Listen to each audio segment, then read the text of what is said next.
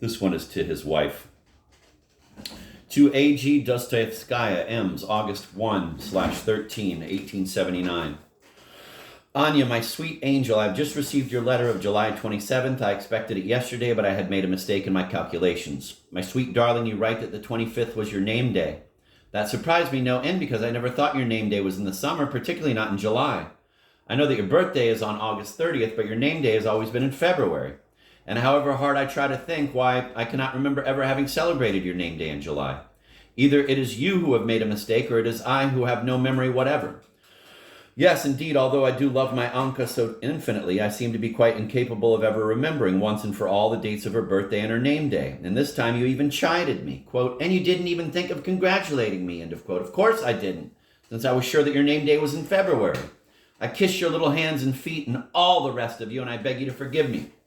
And having done that, I beg my sweet and dearest wife to accept my best wishes for the day of her saint, which I missed. I congratulate you from the bottom of my heart, Anka, and may God grant you life to celebrate your name day another 75 times at the very least.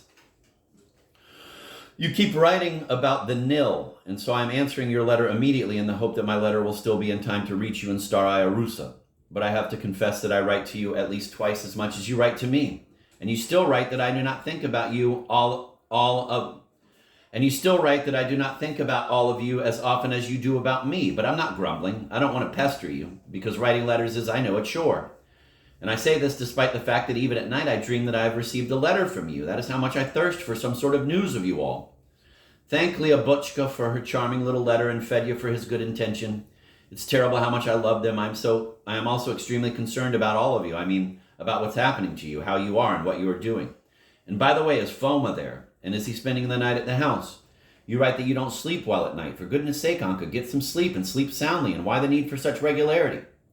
If you wake up at 12, then put them on the potty at 12. And if you wake up at 3, there is no need for you to wait until 4 to put them on the potty. Do it at 3 instead. Otherwise, you will fray your nerves and, God forbid, lose weight. You promised me to try to put some on, at least in certain parts. But more about that below.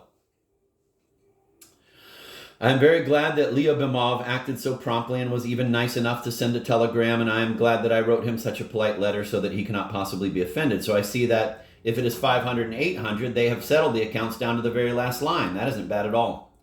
I've had some quite unexpected expenses. This morning at the spring, I dropped my magnificent crystal glass on the stone floor, and it broke to pieces. I had paid 5 marks for it. I immediately bought another one for 4 marks, but that's a loss of 9 marks already. Besides, it is a bad omen. I'm still highly irritable because of the waters. I sleep very poorly, twitch at night. I'm taking 4 glasses a day. I don't know what will happen later, but there's been no let up in my coughing spells, and they're especially bad at night and when I get up. The mornings here are misty, but during the day it gets quite hot. There's no one I know here, and very few Russians in general. It is gloomy and boring. I have started writing now, and thus far it is coming along fine. One of these days I will write a separate letter to Lilia and Fedya. Give my regards to everybody back home, and especially to Anna Vasilevna. I wonder whether Anna Ivanovna deserved to be given Mrs. Rokel's flowers. There are so many flowers around here that they sell them by the armful. But I do not buy any because there is no one here to give them to, since my queen is far away. And who is my queen? You are. That's my verdict, for while staying in this place I've fallen in love with you more than you can possibly imagine.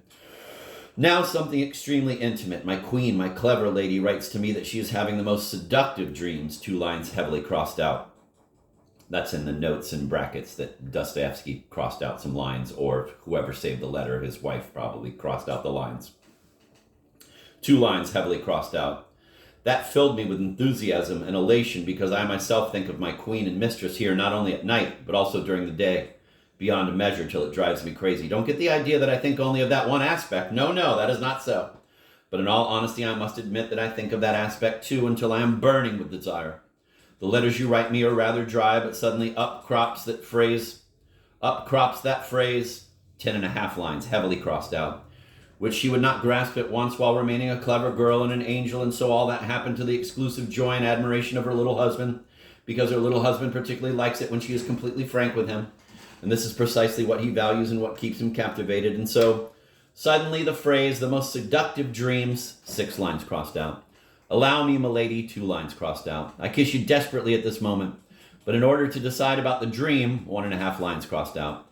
The fact that the heart of my adored little wife, Anka, from this page alone, you can see what a state I am in. It is as if I were in delirium. I'm afraid I will have an attack. I kiss your little hands, the backs and palms of them, and your feet, and all of you. All yours, F. Dostoyevsky. I'll be writing to you according to what I learned from your letters about your trip to the Nil, and while you were there, what about saying a prayer for me? I'm really much too sinful. Give my special regards to the priest. Filosofova wrote to me here from the Caucasus. She's going on to Pskov province. If at all possible, write me something while you are on the way. I kiss my angels Anya, evidently should have been Lyuba, and Fedya. Tell them that I beseech them to be obedient. During the journey, don't let Fedya play around the wheels of the carriage or near the horses. And I implore you, Anya, don't lose them somehow in the crowd. And this is the notes at the bottom. Foma was apparently the caretaker of the Dostoevsky's house in Staraya Russa.